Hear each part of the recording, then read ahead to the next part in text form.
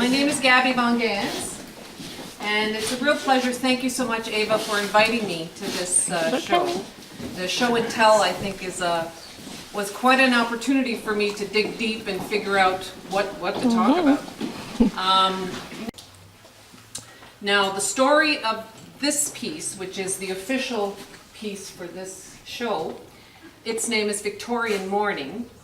And I decided to create a showpiece for my 25th anniversary, which was held here. My celebration was held here 13 years ago, 13 long years ago. And I created this piece for a couple of reasons.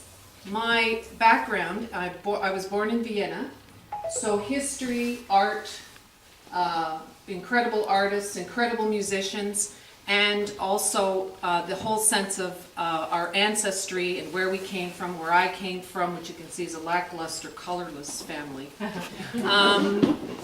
was sort of upon me at that time. And I thought, okay, what am I going to create as my 25th anniversary showpiece?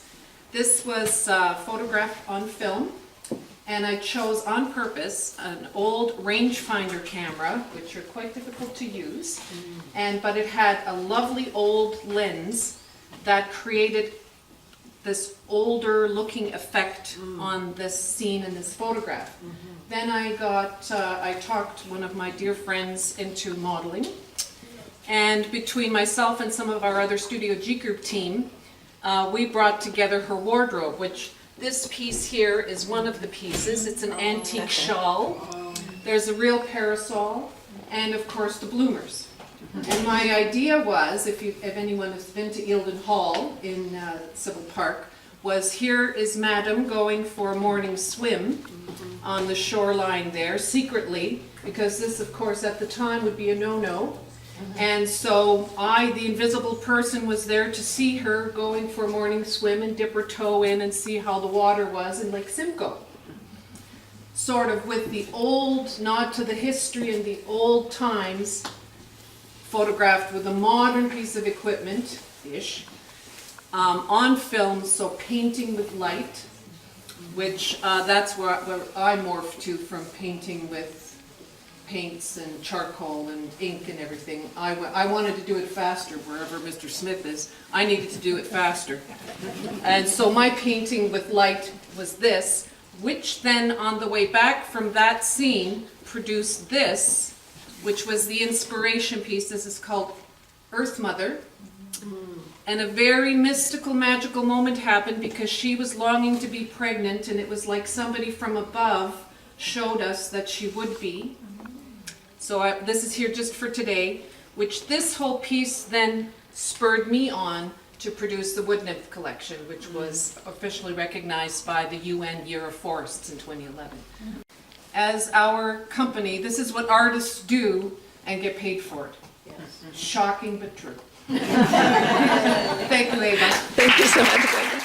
I chose this painting because I have a passion for crows, passion for color, and a passion for imaginative things.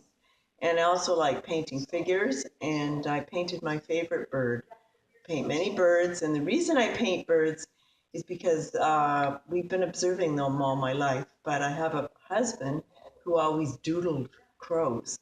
So it became just a passion. So we watched crows for years, and one day a baby crow appeared in our backyard that my dog found. It was about, 4 inches long, head couldn't be held up, and I raised with Larry, my husband, a baby crow in our kitchen, in our house, in our cottage, everywhere the crow was with us. And we taught her to stand up, to put her head up. We fed her every 2 hours. Yes, we taught her to fly, literally in our house. She would crash down the staircase and hit the door, but she didn't know how. I put her out in trees with her siblings, her parents, and she was the smartest bird I had, 10 times smarter than my dog. The crow had a passion for us and would come to us whenever we called, and would get up in the morning, we'd feed her, we'd put her outside on a perch, and she'd hang out with the dog for the day.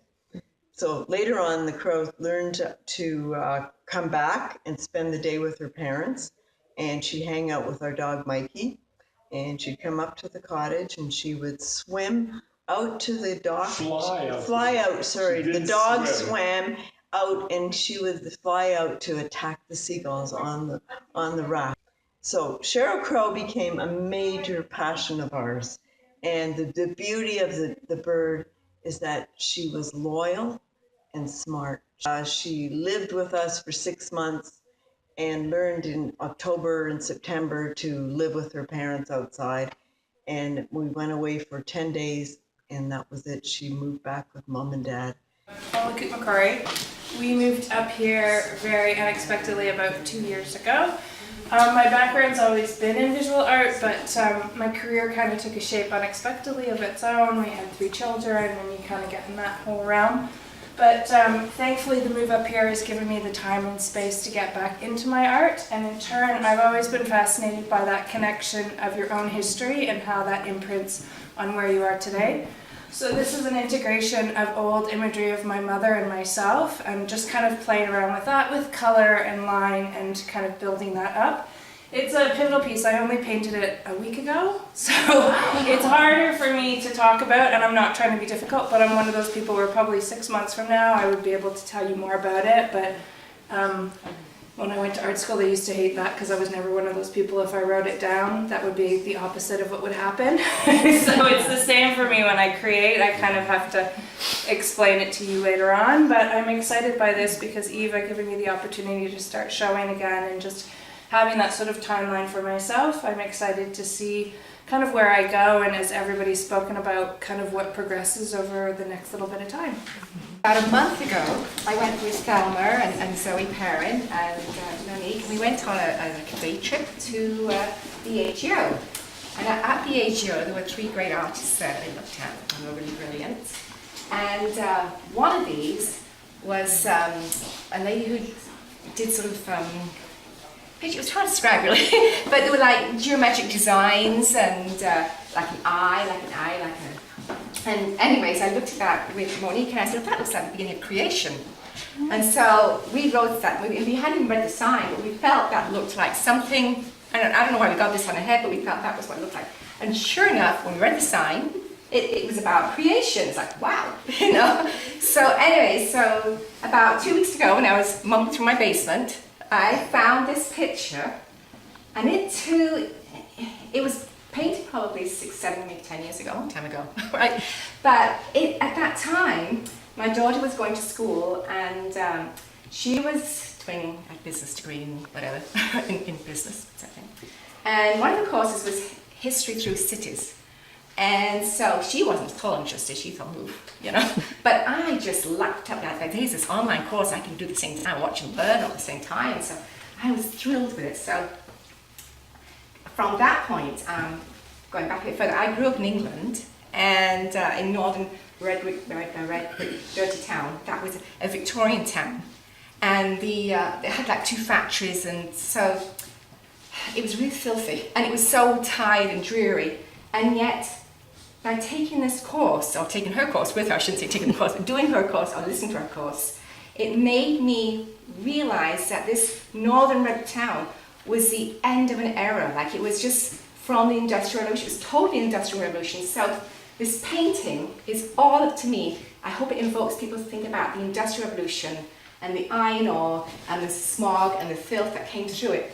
But out of the Industrial Revolution, we've gone forward. And I'm really glad I saw that piece of history, even in this century now, to say, wow, it was, because it makes you realize you need your past to know your future. So that's my painting. It's an Industrial Revolution.